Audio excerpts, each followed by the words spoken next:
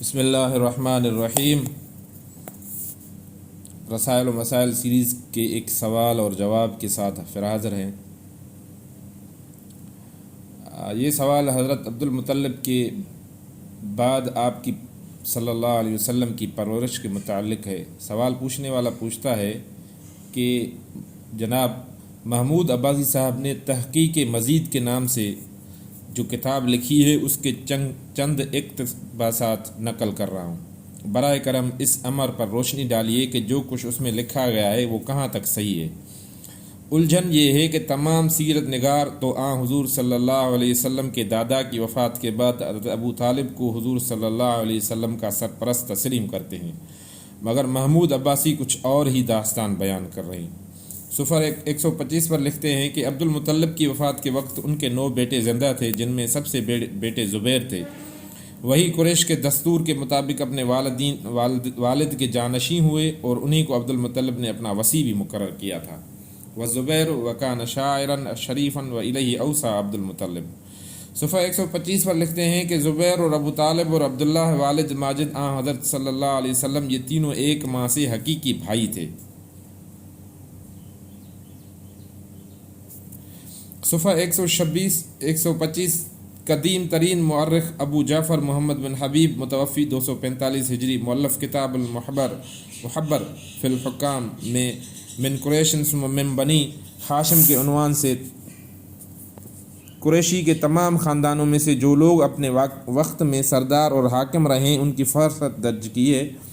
بنی ہاشم میں عبد المطلب کے بعد زبیر بن عبد المطلب، ان کے بعد ان کے چھوٹے بھائی ابو طالب کے نام درج کیے گئے ہیں۔ صبح 126 عبد المطلب کو اپنے اس نیک صفات اور پاکیزہ خضرت فرزند زبیر پر فخر اور ناز ہونا بجا تھا، مرتے وقت انہی کو جانشین مقرر کیا۔ صفحہ 126 پر حلف الفضول وہ معاہدے اور حلف ہے جو قریشی خاندانوں اور قبیلوں میں انہی کی تحریک پر آپس میں عبداللہ ابن جدعان کے گھر بیٹھ کر کیا تھا۔ شرح ابن ابی الحدید۔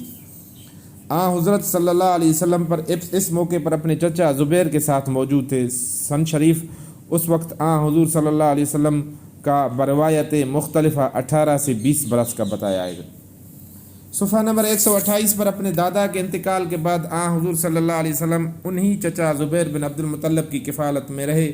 انہوں نے اور ان کی زوجہ عاتقہ بنت ابی وہب بن عمر بن عائد بن عمران بن مخزوم نے اپنے بچوں سے زیادہ محبت اور شفقت سے آپ کی پرورش کی۔ صفحہ 132 آپ اس عمر کے تھے کہ زبیر بن عبد المطلب کی وفات کے بعد کسی دوسرے چچا اور رشتہ دار کی کفالت سے مستغنا ہو چکے تھے۔ یہ سوال تھا۔ جواب میں مولانا مودود صاحب فرماتے ہیں کہ محمود عباسی صاحب کی عادت ہے کہ مشہور ترین روایات کو رد کر کے ایسی روایات تلاش کرتے ہیں جن سے مطلب برابری ہو سکے، اور اگر یہ بھی نہ ہو تو روایات کو توڑ مروڑ کر اپنے مطلب پر ڈھال لیتے ہیں۔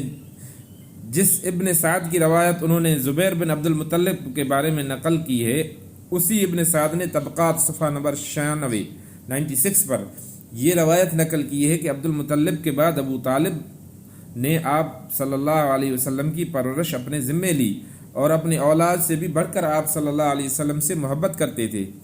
اس سے ایک صفحہ پہلے ابن سعد نے صفحہ 95 پر لکھا ہے کہ عبد المطلب نے مرتے وقت ابو طالب کو رسول اللہ صلی اللہ علیہ وسلم کی حفاظت کرنے کی وصیت کی تھی۔